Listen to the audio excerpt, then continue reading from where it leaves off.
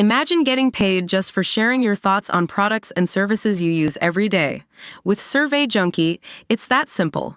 Click on the link in the video description to discover how you can start earning today by taking surveys. The sister of a guitarist who was killed after a driver became distracted while trying to switch on the heated steering wheel of her brand new luxury electric SUV has slammed her suspended sentence as too lenient.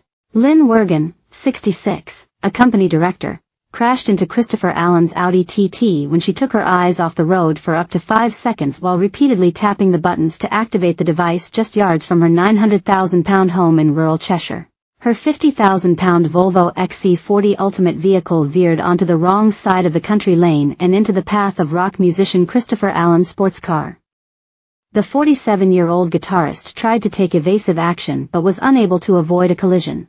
The victim's sister Leslie Everall said she will never recover from Christopher's death. The 44-year-old said, "It is too lenient for a life. That is why I wrote a second victim personal statement. It was a waste of life for messing with a steering wheel. The worst thing that eats me up is she never looked up and saw him for all that time. 5 seconds in a car is a long time. She didn't know what was going on until her airbags went off. It could have been anyone, but it was my brother who was just going to work. The same route he had traveled for the last 8 years. I also think that if it was a 20-year-old who had killed my brother, it would have been different. They would have been jailed, but they made an issue about her age which I was annoyed about." She added, "It is devastating and something that I will never get over. I don't think I'd be happy about any sentence given to her.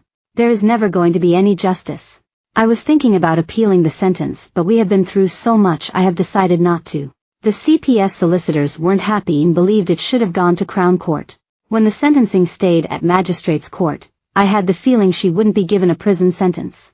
I would have liked her to have apologized in court after I had poured out my heart. When I asked later if she had apologized, I was told that she had written a letter to the judge saying how apologetic she was, but I felt it would be better to come from her in court. If her solicitor had said sorry on her behalf, that would have been something. At Chester Magistrates Court on Monday, Wardens, of Poole, was handed a 26-week prison sentence, suspended for 12 months and ordered that she undertake 200 hours of unpaid work. She was also made to pay £239 in costs and victim surcharge and banned from driving for 2 years.